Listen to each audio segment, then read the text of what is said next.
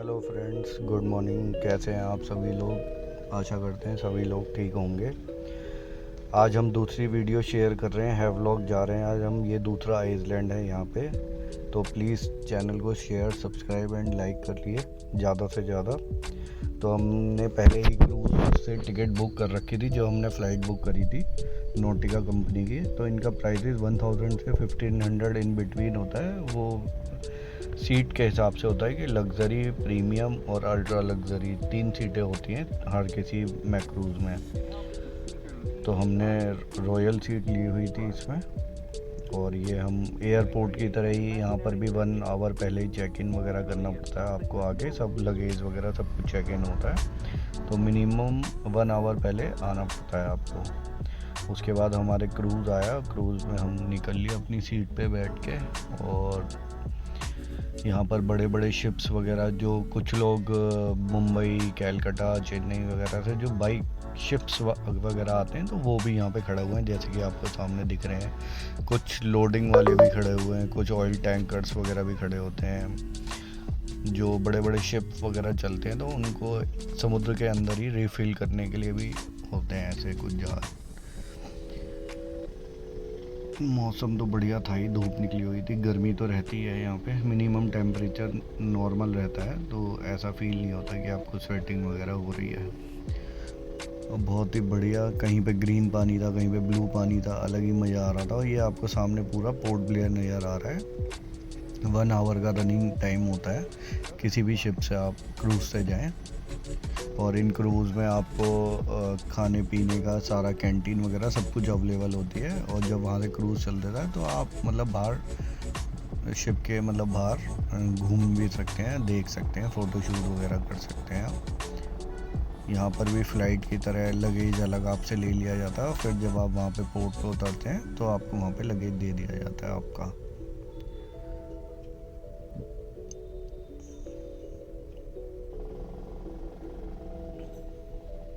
कहीं कहीं पे फिशेस वगैरह दिख रही थी उछलती हुई सब पानी के अंदर।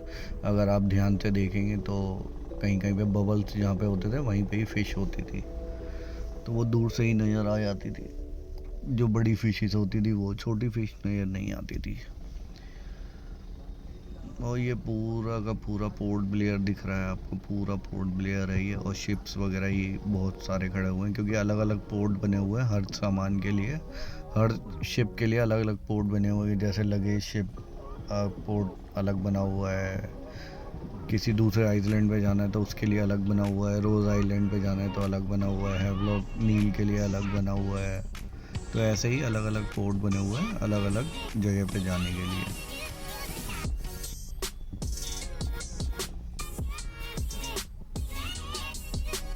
ये एक अलग पोर्ट बना हुआ है। कुछ गवर्नमेंट के जो ऑफिसर्स, नेवी वगैरह वालों का पोर्ट अलग बना हुआ था, वहाँ पे कोई नहीं जा सकता। वहाँ सिर्फ नेवी के ही लोग आते जाते थे, उनके शिप्स वगैरह ही आते थे।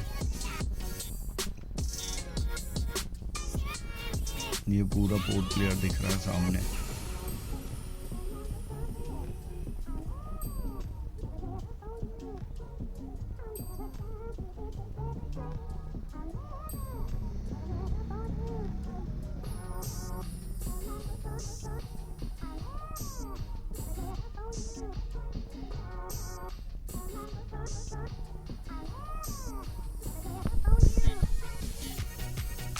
ये देखिए, यहाँ पे थोड़ा ब्लू पानी दिख रहा है, और जब हम क्रूज़ में बैठे थे तो वहाँ पे थोड़ा ग्रीन पानी दिख रहा था।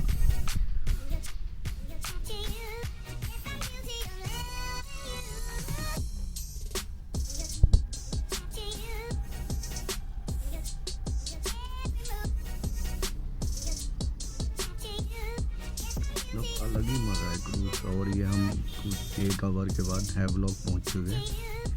और यहाँ पे उतरे हम, हैवलॉक में उतरते ही हमने स्कूटी ले ली थी रेंट पे, जिसका रेंट होता है 500 to 600 इन बिटवीन। और आप यहाँ पे 15 किलोमीटर की रोड में पूरा हैवलॉक है, तो आप मिनिमम 250-200 रुपीज़ समथिंग का उसमें पेट्रोल डलवा लीजिए बस। और ये आपके ड्राइविंग लाइसेंस देखते हैं, यहाँ पे रूल्स थोड़े टाइट हैं, तो दोनों लोगों को हेलमेट पहनने पड़ते हैं। और टैक्सीज़ वगैरह भी मिल जाती हैं, लेकिन टैक्सीज़ वगैरह का क्या रेंट ज़्यादा होता है। और दूसरा, आपको कहीं भी जाना है तो वो नाइट वगैरह में आने में प्रॉब्लम क्रिएट करते हैं। तो इससे क्या है, जैसे हमें कभी सनराइज़ देखने जाना है या सनसेट देखने जाना है तो थोड़ा लेट आना जाना होता था, इसलिए हमने स्कूटी ले ली थी। और ये अंदर का इंटीरियर सीट्स वगैरह होती हैं। और फिर हम होटल में पहुंच के चेंज करके 1 आवर के बाद हम फिर निकल गए थे एलिफेंट बीच के लिए, जो कि आप 2 तरीके से जा सकते हो। या तो आप शिप के थ्रू चले जाइए तो उसका किराया 1000 होता है, और आप नॉर्मल ट्रैकिंग करके भी जा सकते हैं जो फ्री ऑफ कॉस्ट होता है। लेकिन 2 किलोमीटर का ट्रैक करके आपको जाना पड़ता है जो जंगल के बीच से होता है, और उसमें आपको जंगली जानवर, स्नैक्स, एलिफेंट्स वगैरह ये सब मिल सकते हैं। तो हम जब शिप के लिए गए तो वहाँ पे हवा तेज़ चल रही थी, तो तेज़ हवा की वजह से शिप को मना कर दिया था, होल्ड पे कर दिया था कि अभी शिप नहीं चल रहे हैं। तो फिर हमने सोचा कि ट्रैकिंग करके ही चलते हैं, क्योंकि मौसम तो था ही बढ़िया। तो फिर हम वहाँ से फिर वापस आके ट्रैकिंग के लिए निकल गए। हमने एक पानी की बोतल डाली बैग में और हम चल दिए ट्रैकिंग करने के लिए।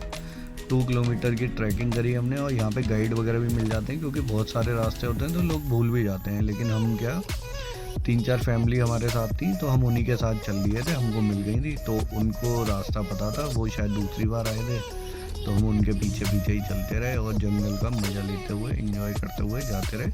रास्ते में वैसे बोर्ड वगैरह लगे होते हैं कि आप इधर से जाइए, ऐसे जाइए, यहाँ जाइए ट्रैवलिंग के लिए, उसके लिए जाने के लिए, बीच पे जाने के लिए ट्रैवल इधर से करें, इधर से जाएं। और बीच बीच में हट्स वगैरह बनी हुई हैं छोटी छोटी, जहाँ पर आप बैठ भी सकते हैं, थोड़ा रेस्ट भी कर सकते हैं, क्योंकि 2 किलोमीटर बहुत होता है वो जंगल में।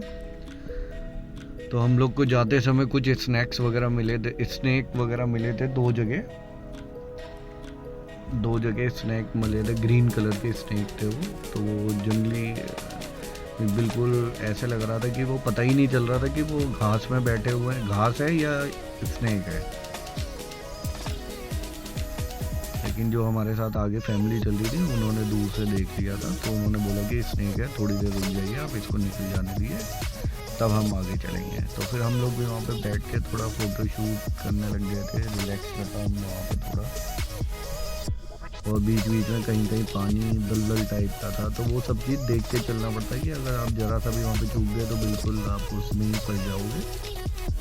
और यहाँ पर फिर नेटवर्क की बहुत प्रॉब्लम होती है, नेटवर्क नहीं था जंगल के बीच में, जो आपको नेटवर्क तो आपको मिलता ही नहीं है, यहाँ पे बहुत कम रहता है। और मिलेगा भी तो एयरटेल का नेटवर्क रहता है, बाकी किसी कंपनी का तो आपको सिर्फ पोर्ट ब्लेयर में ही मिलेगा। बाकी किसी भी आइसलैंड पे जाओगे तो आपको एयरटेल का या ज़्यादा से ज़्यादा जियो का मिल सकता है। लेकिन वो प्रॉपर सिटी में, सिटी से आप थोड़ा सा भी आउटसाइड एरिया में जाओगे तो आपको सिर्फ एयरटेल ही मिलेगा। ये देखिए यहाँ पे ऐसे टेढ़े मेढ़े रास्ते, ये देखिए पूरा सामने दलदल हो रहा है, पानी और कीचड़ भरा हुआ है बिल्कुल। तो ये सब चीज़ें देख के चलना पड़ता है, और थोड़ा सा ध्यान रखना पड़ता है कि आवाज़ वगैरह तो नहीं आ रही, किसी जानवर, कोई जानवर तो आवाज़ नहीं कर रहे, तो वो सब चीज़ थोड़ा देख के चलना पड़ता है।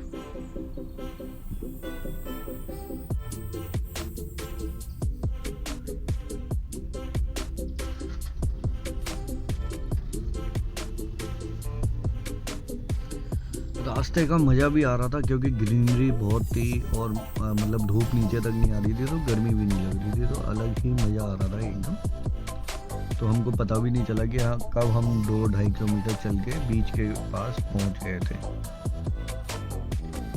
देखिए आप आगे भी, हमसे आगे भी फैमिली चल रही है, हमारे पीछे भी फैमिली चल रही थी। बहुत लोग पैदल जाते हैं ट्रैकिंग करके, और बिकॉज उस समय शिप भी बंद हो गया था तो और ज़्यादा लोग ट्रैवलिंग करके जा रहे थे। ये देखिए ऐसे जगह जगह पे लिखा होता है कि इस रास्ते से आप जाइए, और ऐसी हट्स बनी होती हैं वेटिंग एरिया के लिए।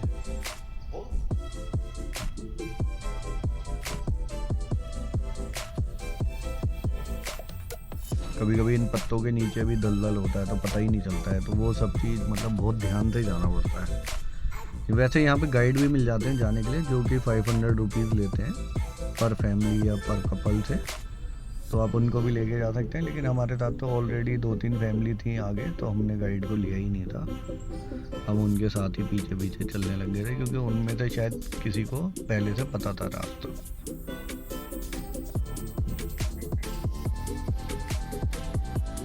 ऐसे रास्ते में पेड़ वगैरह पड़े हुए मिल जाते थे।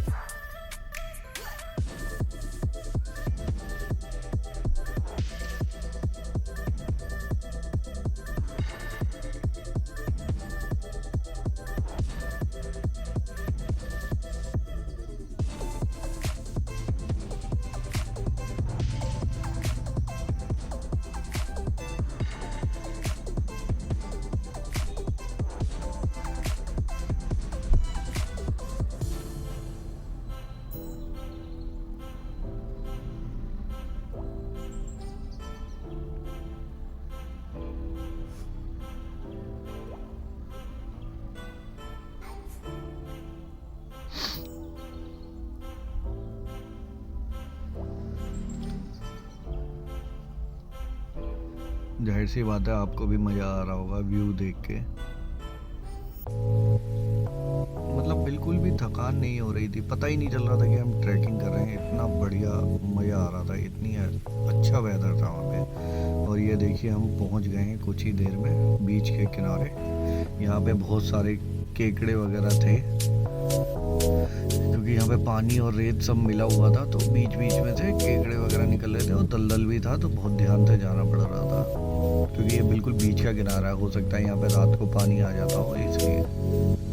और कुछ पब्लिक वापस भी आ रही थी क्योंकि ये बीच 3 बजे बंद हो जाता है। 3 बजे के बाद यहाँ पे सबको मना कर दिया जाता है, इसलिए हम लोग ने 11 बजे करीब हम लोग बीच की तरफ चल रहे थे और 12 बजे करीब पहुँचने वाले थे बीच में। तो तब तक लोग वापस भी चल रहे थे क्योंकि गर्मी बढ़ने लगती है।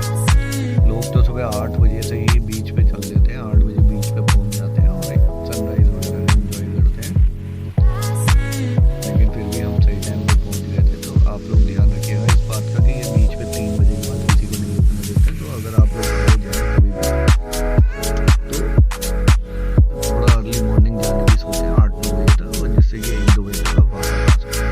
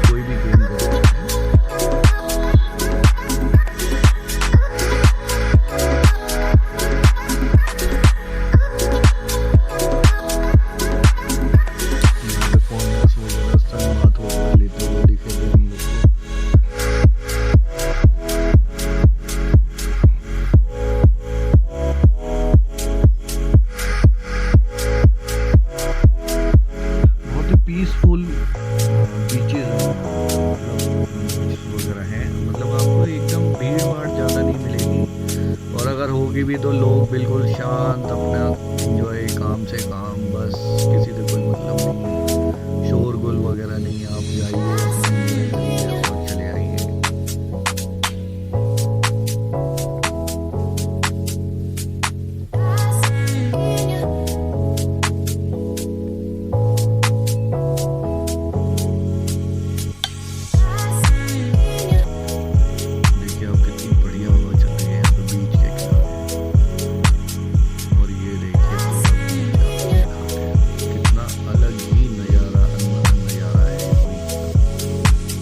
पीसफुल नज़ारा, और यहाँ पे हम फिर वीडियो शूट वगैरह रील्स वगैरह करते हुए, मतलब आप बीच के किनारे कहीं भी बैठ जाइए, आपको कोई दिक्कत नहीं। आप कहीं भी अपना सामान रख लीजिए, कोई छेड़खानी नहीं करने वाला है। जैसे आप और कहीं जाएँ तो पता चला आप अगर बिजी हो, तो यहाँ ऐसा कुछ नहीं है। यहाँ पर आप अपना सामान रखिए और बीच पे कहीं भी घूमते रहिए, कोई आपके लगेज को, कोई आपके सामान को कोई छेड़खानी नहीं।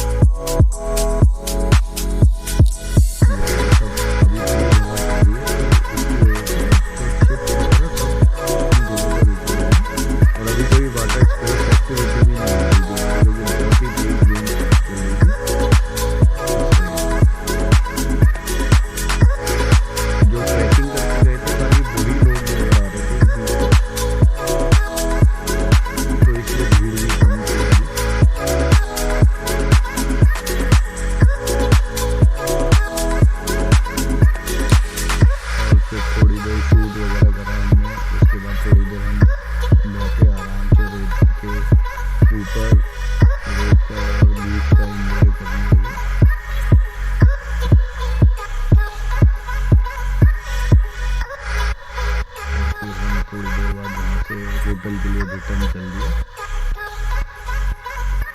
रिटर्न में तो इतना अच्छा हुआ कि हमें लोकल लोग मिल रहे थे जो यहाँ पे शॉप वगैरह लगाते हैं, तो वो वापस चल दिए थे। तो हम उन्हीं के साथ चल दिए। जब हम चले थे तब ना आगे कोई था ना पीछे कोई था, तो हम बहुत ही धीरे धीरे चल रहे थे। फिर थोड़ी देर बाद हमने देखा कि कुछ पीछे से लोकल लोग आ रहे थे, लेडीज़ वगैरह थी 3-4। तो फिर हम उनके साथ फिर चल दिए धीरे धीरे। तो मैंने कहा थोड़ा तेज़ चलते हैं, हम उनके साथ ही चलते हैं, जिससे कि हमें रास्ता ना भटके या ना भूले, क्योंकि आप यहाँ गूगल मैप वगैरह कुछ नहीं चला पाओगे। तो हम उनके साथ जब निकले थे तो हम मोस्टली आधे घंटे में हमने ट्रैक कंप्लीट कर लिया था उनके साथ, क्योंकि उनको कुछ शॉर्टकट रास्ते भी बता थे। तो हम उनके साथ शॉर्टकट रास्ते करते हुए और 2 घंटे में हमने ट्रैक कंप्लीट कर लिया था। और ये देखिए वही शानदार रास्ते एकदम। और बाई चांस एक इंसिडेंट हुआ कि जो पहले हम थोड़ा हमसे पहले जो फैमिली आते समय हमारे साथ थी, वो हमसे थोड़ी सी आगे जा रही थी। तो जब हम उनके साथ चल रहे थे तो वो हमको आगे मिल गए थे, लेकिन फिर भी हम उनके साथ नहीं गए, हम वो लोकल लेडीज़ के साथ ही गए। तो जल्दी हमें रोड पर पहुंच गए थे ट्रैकिंग करके। और फिर वहाँ से हमने स्कूटी उठा के हम अपने होटल के लिए निकल गए। फिर वहाँ जाके हमने लंच करा होटल में ही, और फिर थोड़ी देर रिलैक्स करा इवनिंग तक। इवनिंग में हम फिर निकले थे राधानगर बीच, जो हम आपको अपनी नेक्स्ट वीडियो में राधानगर बीच का पूरा बताएंगे और दिखाएंगे कि कितना ही शानदार है। क्योंकि है व्लॉग में सिर्फ आपको स्विमिंग वगैरह करनी है, तो मेनली राधानगर बीच पे ही लोग करते हैं, तो वो हम आपको दिखाएंगे। और ये आप देखिए रास्ता, इतना नज़ारे इतने अच्छे हैं, वेदर इतना अच्छा है, व्यू इतना अच्छा है यहाँ पे कि मन ही नहीं कर रहा था यहाँ पे जाने का। पब्लिक बहुत कम है यहाँ पे, लोकल पब्लिक बहुत कम है। ज़्यादातर लोग जो हैं अगर तो कलकत्ता चेन्नई वगैरह से आके लोग आते हैं, वो अपना काम धंधा करते हैं यहाँ पर, जैसे रिक्शा टैक्सी वगैरह ये सब चीज़ों का, या शॉप्स वगैरह का काम करना, या बीचेस के किनारे शॉप्स वगैरह लगाना है। तो वो सब लोग आके अपना यहाँ पे बिजनेस करते हैं और अपना चले जाते हैं। ये देखिए आप तोरई वगैरह वहाँ पे लगी हुई थी।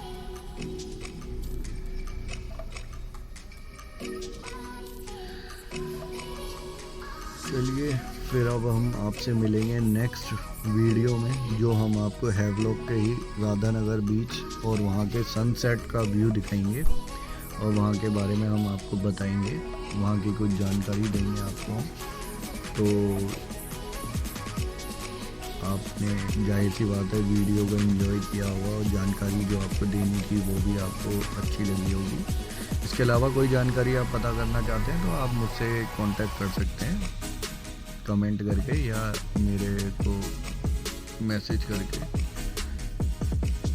तो इसी तरह बने रहिए, सपोर्ट करते रहिए, लाइक करिए, शेयर करिए चैनल को।